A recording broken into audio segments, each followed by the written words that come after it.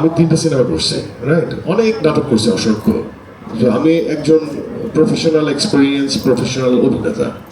আমার কাছে কোনো পর্দা ম্যাটার করে না, এটা অনেক আগে থেকে করে না।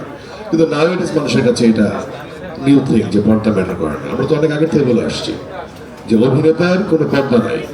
এখন আমরা দেখতে পাই, শুনতে পাই যে অনেকে হয়তো এখন তাদের ফাইন্ডিংস এটা আসে।